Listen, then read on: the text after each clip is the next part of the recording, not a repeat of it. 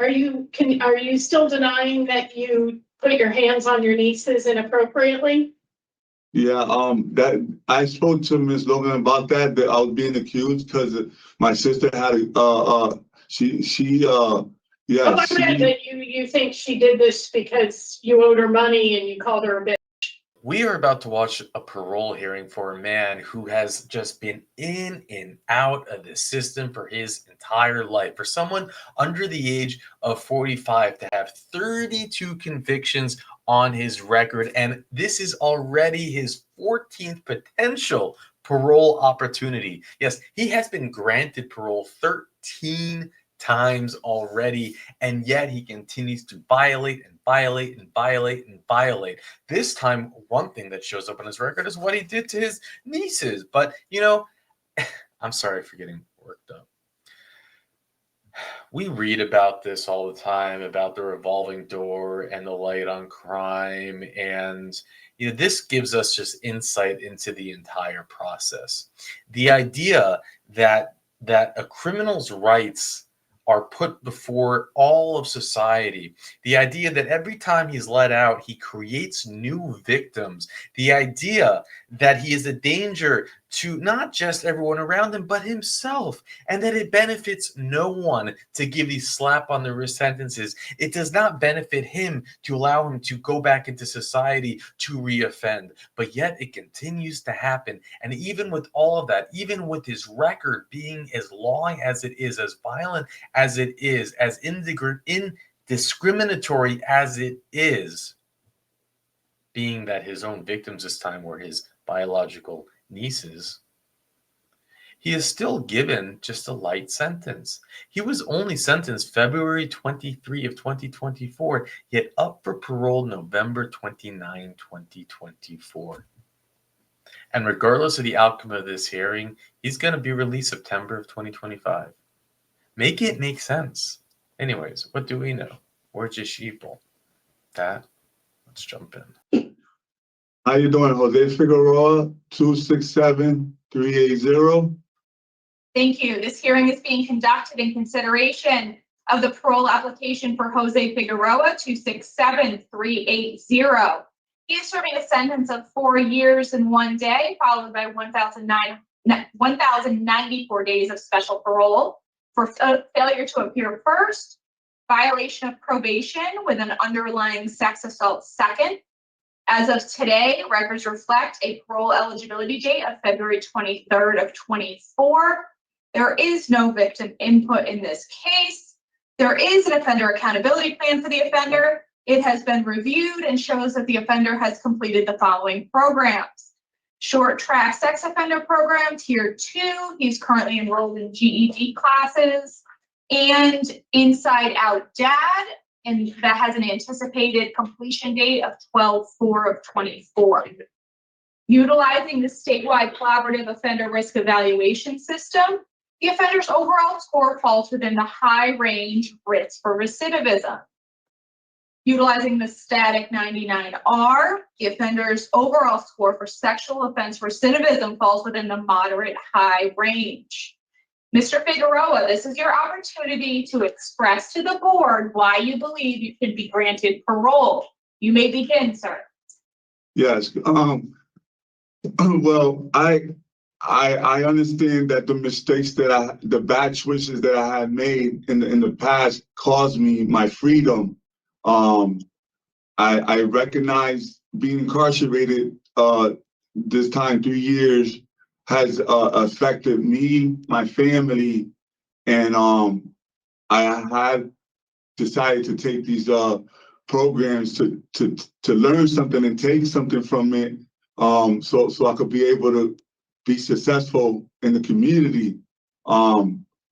This 4 years kind of changed the way I think, the way I do things compared to years in the past. I feel that Brooklyn had provided all the tools for when I do go home, I could use them. And before I didn't have that. And deep in my heart, I feel that I could use that now, learning from these programs and going out to the community and use them tools and be a better person and do it for myself, so I won't have to commit any crimes or come back to jail. Well, I appreciate that information, Mr. Figueroa. We don't want you back to prison either. We want you to go out and be successful out there, but you gotta make some different choices, you know? Yes, yes, So what will happen here is each of us will take an opportunity to ask you some questions. And when we're done with our questions, we will deliberate and then we'll give you our decision, okay? okay. Up to you, sir. Mr. Poole will start with the questions. Thank you, Madam Chair. Good afternoon, Mr. Figueroa. Hi. I'm glad you take some programs, Yes, and that's a good thing. And wanted to say that, you know, the evaluation for the sex offender program showed that you participated, you were attentive in group discussions, acknowledged what you had done, and, you know, really had a positive attitude through the treatment. yes, So that's a very important thing. You know, in the community, whether it's on special parole or it's on parole, depending on what happens today. yes, You know, you're gonna have to finish that other piece of it. yes. And I'm willing to do so. Absolutely. Okay.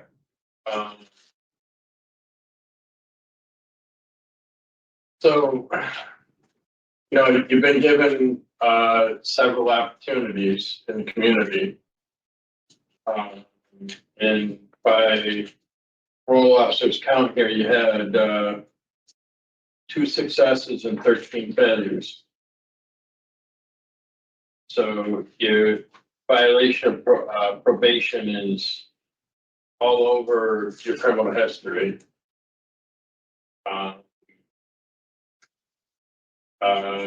You were afforded a couple months back in 2020 that it says you finished successfully. Certainly that was during the height of COVID.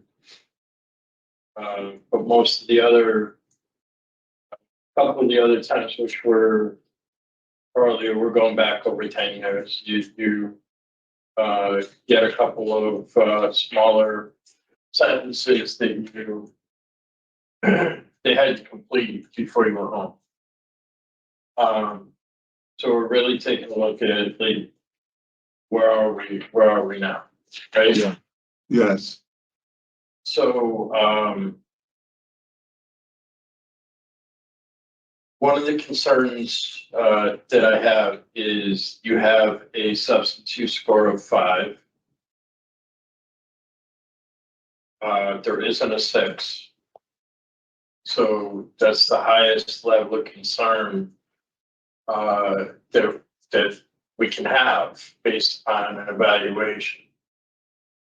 So you took tier 2, right? Yes. And what did tier 2 help you come to?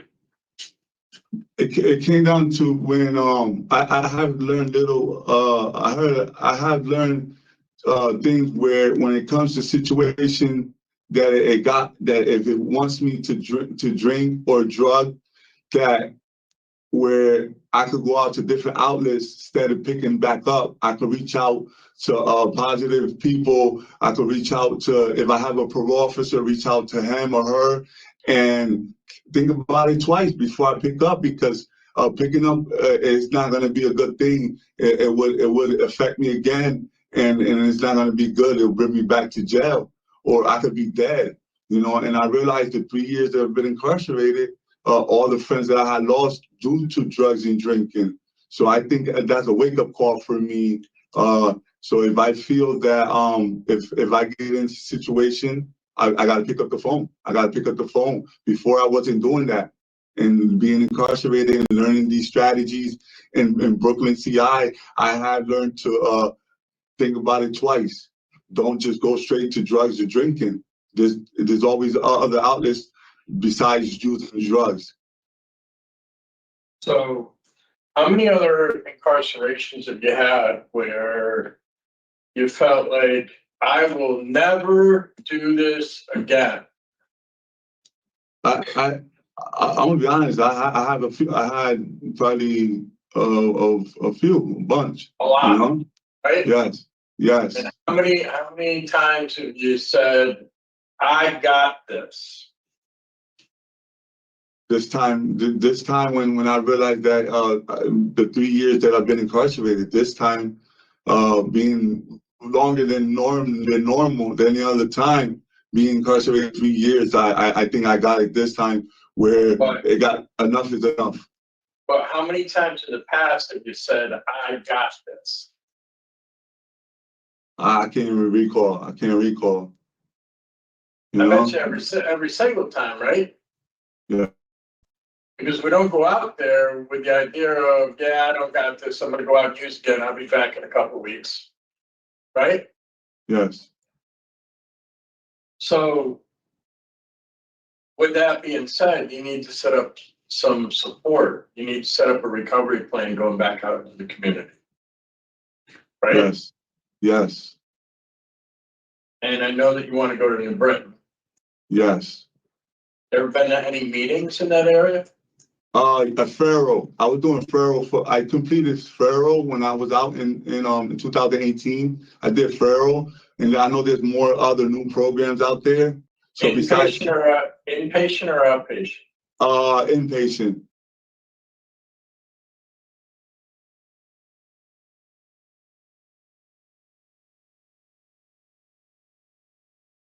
All right.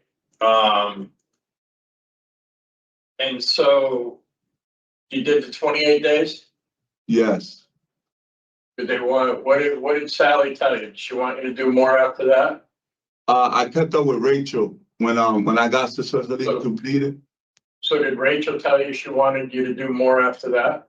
Yes, and I did. Yes. What did you do? I did a one-on-one. I'm self-motivated, you know, when I'm sober and clean, I do real great. As long as I don't pick up, I do great because I had that little support, you know, my family, you know, like my mom, my grandmother always telling me, you know, don't do this, don't do that. You know, I always had that. And there was times that. So, but there always came the point where you used it. Yes. So, so when you went to Faro, they brought meetings in at night, and you made some connections there. Did you keep those connections when you left? I don't think so. No. No. So what do you think you should do? I should have stood connected with somebody, and I would have continued to stay sobriety in recovery. Have you ever heard of CCAR? No. It's a Connecticut Community for Addiction Recovery. I don't know that they're in Brooklyn. I'm sorry? But I don't know that they're in Brooklyn. But CCAR has recovery coaches. Have you ever heard of a recovery coach? Yeah, here and there, yes. So do you know what they do? They make no, I don't. Okay. A recovery coach is a person a lot of times with lived experience. In other words, they could have been sitting in your seat at one point. They could have been an active user in the past, but they're in recovery now. Yes. And they have, they know where resources are when somebody needs help, right? Yes. And do you think it's more like you just go out and do whatever, and then if you need help, you go get it? Or do you think you go out, okay, what do you do? I go straight to get help as soon as I feel that I need help, before I even think of even using again, and continue to stay with, adapt to that, and continue to stay with and stay in recovery. Staying in recovery, right? Yes, yes. Have you ever got popped for something that weren't high or drunk? I'm sorry? Have you ever got popped for something that when you were not high or drunk? That I can remember, no. Right? Yes, So that's really the road you need to walk down, you know? yes, So what I would do regardless of what happens here today is on your tablet is an icon for CCAR, okay, CCAR. And I'd get myself connected with a recovery coach. okay, And if you need help with that, Rex can help you with that. okay, sure. Okay? The point is you need to go out there and get connected so you don't come back. And that's my plan, that's my plan, that's one of my plans. So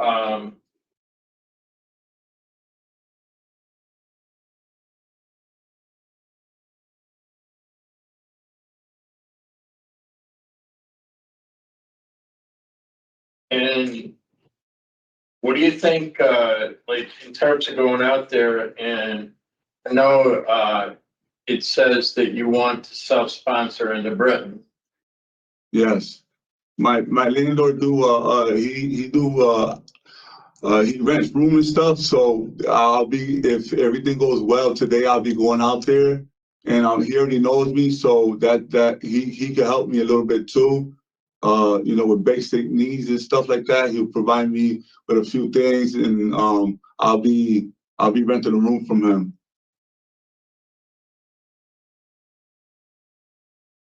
You don't think it might be smarter to go into a halfway house where you put some money away and get yourself set up, a little bit in the community before you step out there on your own? I mean, that'll be another good idea also.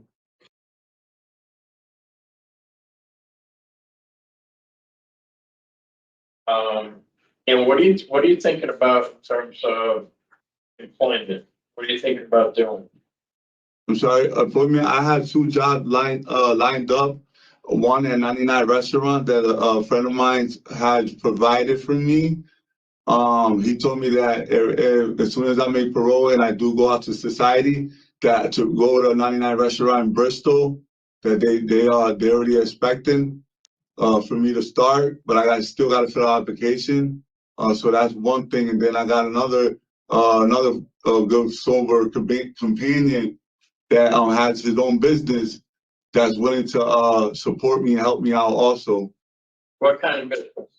I think a convenience store, but I'm looking more to the 99 restaurant.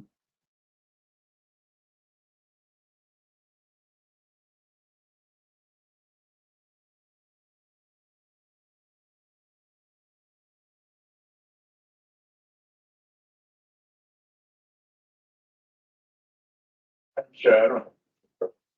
Thank you, Mr. Cole. Ms. Carter? So, Mr. Figueroa, I was on your last discretionary parole hearing along with panel member Barry. We saw you back in 2020. And that was for your second violation of probation on the underlying sexual assault second. And now here you are on your third violation. And at your previous parole hearing, I voted to grant you discretionary parole. Ms. Barry was the only one who said no. And here we are. Are you still denying that you put your hands on your nieces inappropriately? Yeah, that I spoke to Ms. Logan about that I was being accused because my sister had yeah. Oh, I read that you think she did this because you owed her money and you called her a bitch. Yeah, but I also read the statements from the nieces in this case, and it was pretty detailed what you were doing. You were intoxicated at the time. No, I was not drinking at that time. No, I was not drinking. She made a statement and said that I was drinking also. Well, the girls reported smelling it on you and seeing you do it, so, I have no more questions for Mr. Figueroa. It was at a house, I mean, yeah, there was some food. All right, Mr. Figueroa, give us a few minutes to talk about your case, sir, and we will get forward to see. Okay? Okay, Listen, but please don't interrupt. Thank you. okay. Mr. Cole. Thank you, Madam Chair. So Mr. Figueroa is 42 years old. He's got 32 separate conviction dates on his record.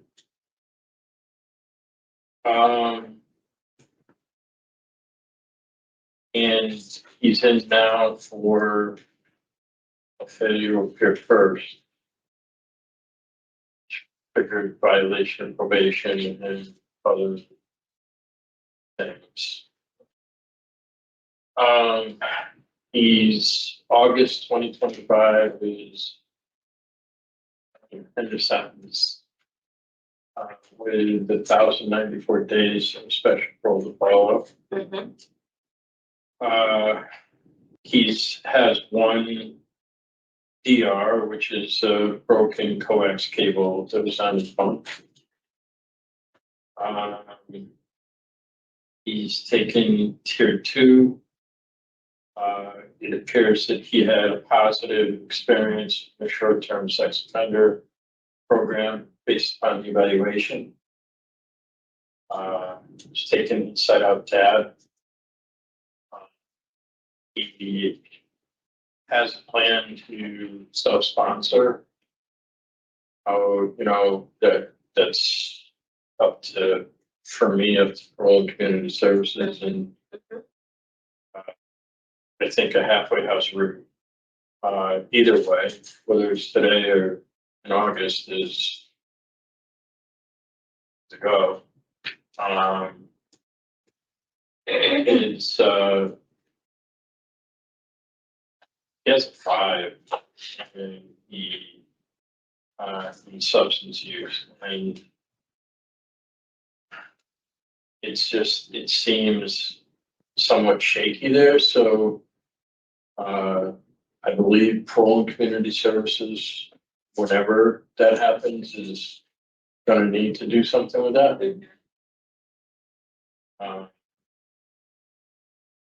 But I want to hear what you and board members are going to have to say.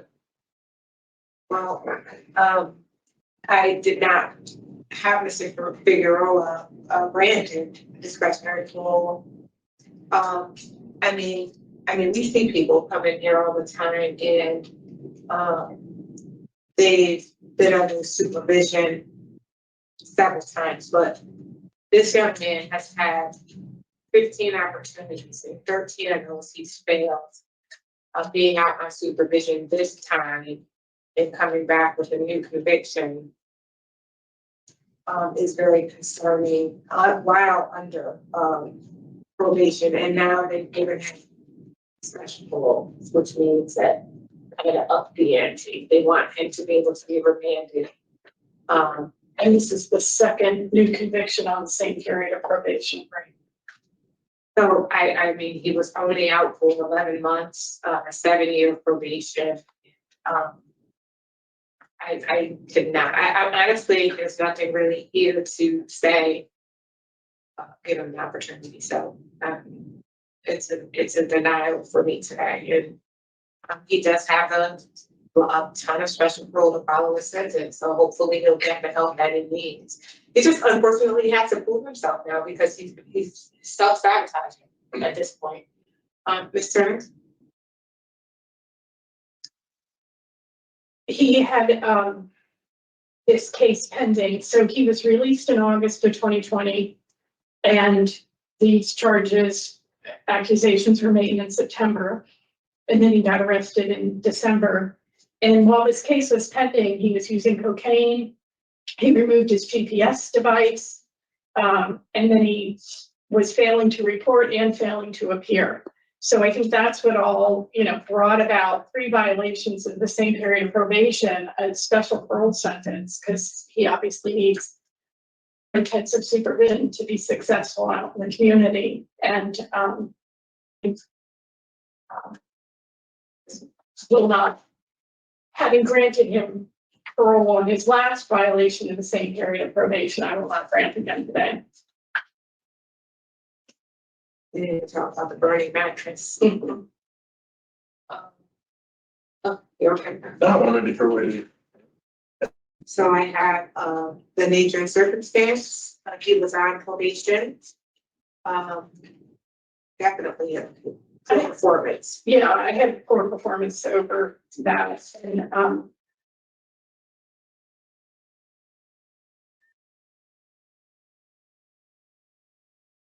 Conditions, I have no alcohol. A halfway house, even though I know he wants to self-sponsor, but we'll put that just in case, no victims in DSS or JL. No minors, section needed treatment. Anything else? I had an enhanced internet. Why did I have that? You know what? I'm sorry. Enhanced internet.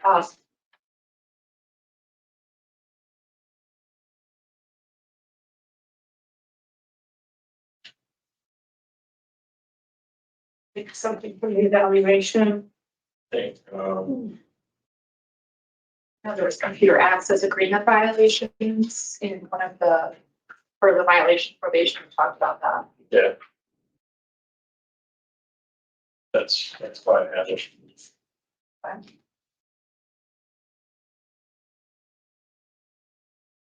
Right, so with regard to Jose Figueroa, 267380, I move to deny discretionary parole based on the nature and circumstance of his offense for his performance on a community release and inadequate release plan.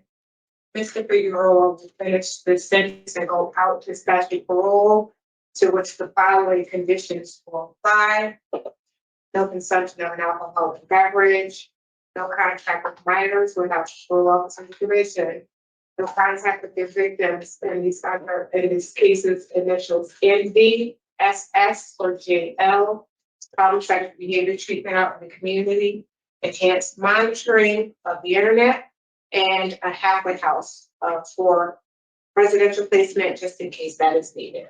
Is it, did I say everything? Is there a second? Oh, there it is. All in favor? Aye. All right, Mr. Figueroa, we couldn't support your discretionary parole today, sir.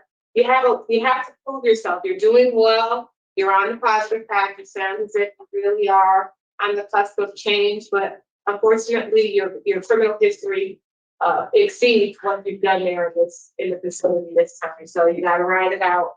Go out there and prove what's wrong. Do the right thing to make better choices. Okay? Yeah, so, Yeah, all of this in writing. You were denied.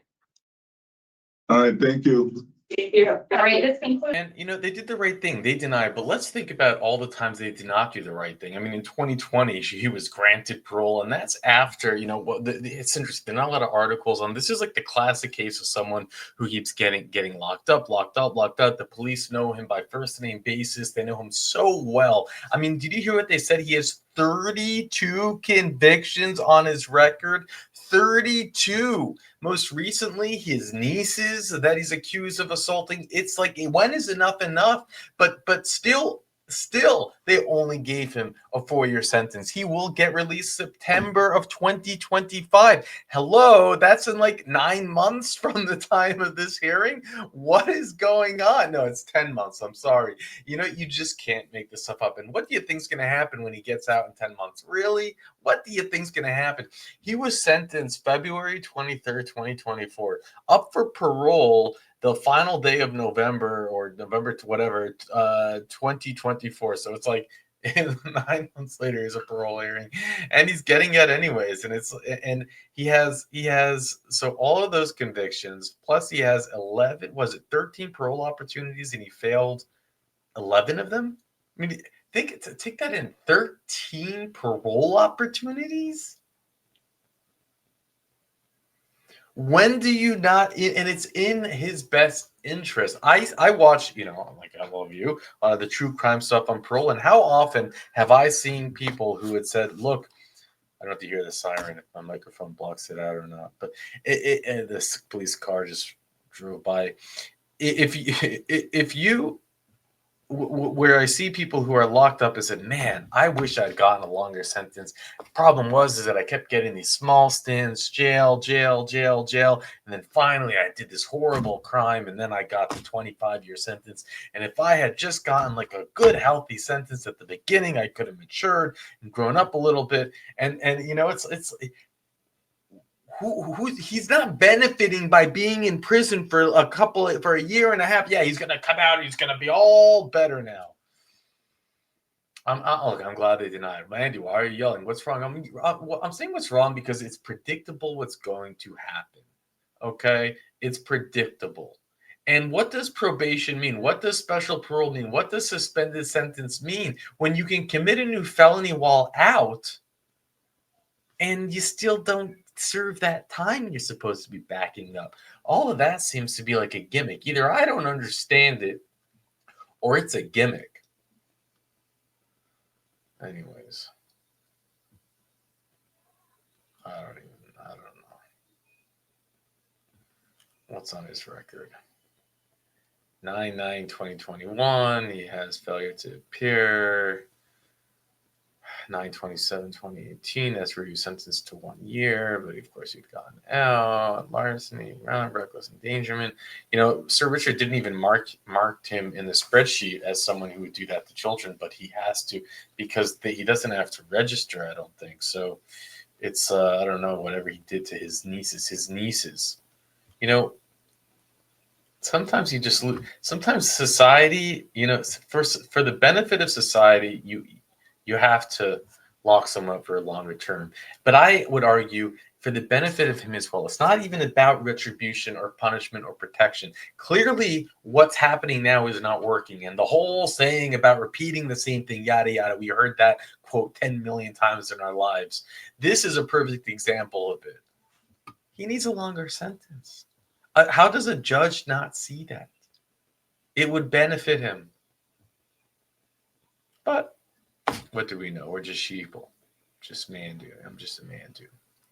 Anyways, thanks, Sir Richard. And with that, I'll let you go. Are you still denying that you put your hands on your nieces inappropriately? Yeah, that I spoke to Ms. Logan about that I was being accused because my sister had I meant that you think she did this because you owed her money and you called her a bitch.